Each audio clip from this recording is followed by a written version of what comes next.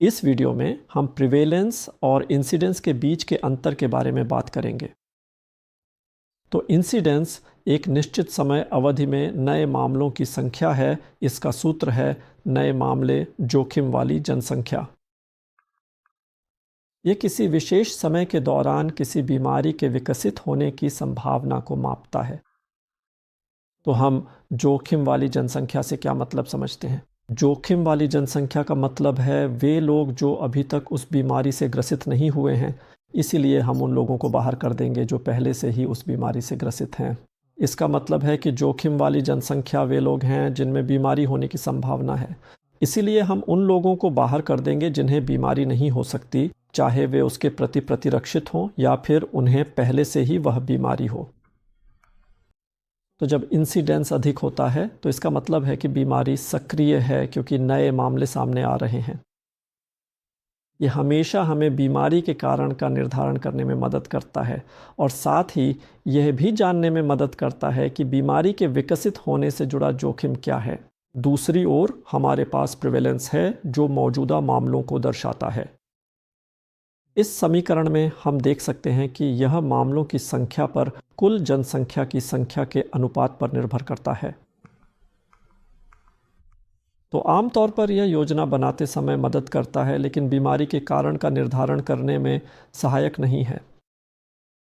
यह हमें बताता है कि कितना है, लेकिन यह नहीं बताता कि क्यों और कैसे। तो आइए निम्नलिखित उदाहरणों को लें। मान लीजिए हमारे पास 200 छात्र हैं जिन पर हम अध्ययन करना चाहते हैं, यानी हम उन 200 पर एक अध्ययन करना चाहते हैं। जब हम अध्ययन शुरू करना चाहते हैं तो पहले से ही उनमें से 6 को यह बीमारी है। कुछ समय बाद 3 महीने के बाद 3 नए मामलों में यह बीमारी विकसित हो जाती है। तो अब चलिए प्रिवेलेंस और इंसिडेंस की गणना करते हैं। प्रिवेलेंस कुल मामलों की संख्या को कुल जनसंख्या की संख्या से विभाजित करने पर मिलता है। तो अगर हम इस उदाहरण को देखें, कुल मामलों की संख्या 9 है क्योंकि हमारे पास 6 पुराने मामले हैं और 3 नए मामले हैं, तो ये 9/200 होगा। और इस स्थिति में उत्तर होगा 0.045 या हम कह सकते हैं 4.5%, या हम कह सकते हैं प्रति 1000 में 45 मामले।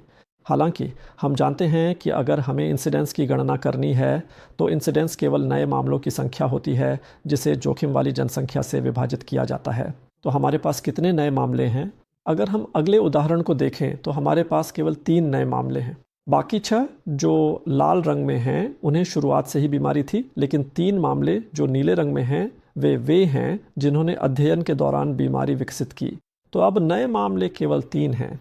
तो जोखिम वाली जनसंख्या के बारे में क्या? इस स्थिति में जोखिम वाली जनसंख्या 194 होगी, 200 नहीं। तो क्यों? क्योंकि अगर आप याद करें, जोखिम वाली जनसंख्या का मतलब है वे लोग जो बीमारी को प्राप्त कर सकते हैं। हम उन लोगों को बाहर कर देंगे जिन्हें पहले से ही बीमारी है या जो प्रतिरक्षा के कारण बीमारी नहीं पाएंगे। तो इस स्थिति में हमारे पास पहले से ही 6 लोग हैं जिन्हें पहले से ही बीमारी है। तो 200 में से 6 घटाने पर 194 बचेगा। तो इस स्थिति में उत्तर होगा 3/194 और उत्तर होगा 0.015, या हम कह सकते हैं 1.5%, या 1000 में 15 मामले या 10,000 में 150 मामले। तो हमारे पास केवल 194 ही हैं क्योंकि उनमें से 6 को पहले ही बीमारी हो चुकी है और हमें उन्हें जोखिम वाली जनसंख्या से बाहर कर देना चाहिए। तो हम देख सकते हैं कि जितनी अधिक घटना इंसिडेंस होगी वह प्रसार प्रेवेलेंस में और अधिक जोड़ेगी। फिर समय के साथ मामलों में कुछ की मृत्यु या ठीक होना भी होगा। तो प्रसार और घटना के बीच संबंध होता है। यहाँ हम देख सकते हैं कि प्रसार में हमारे पास लगभग 11 मामले हैं। समय के साथ हमारे पास और नए मामले जुड़ेंगे जो उस प्रसार में जोड़ दिए जाएंगे। तो अब कुल मामलों की संख्या में बदलाव आएगा। हमारे पास कुल मिलाकर लगभग 20 मामले होंगे और 9 नए मामले होंगे। फिर समय के साथ उनमें से कुछ मामलों में या तो मौत हो जाएगी या वे ठीक हो रहे होंगे। तब हमें प्रसार और घटना की एक नई दर भी देखने को मिलेगी। तो संक्षेप में, घटना दर जोखिम वाली आबादी के मुकाबले नए मामलों की संख्या है, जबकि प्रसार दर कुल मामलों की संख्या को कुल आबादी से भाग देने पर प्राप्त होती है। धन्यवाद।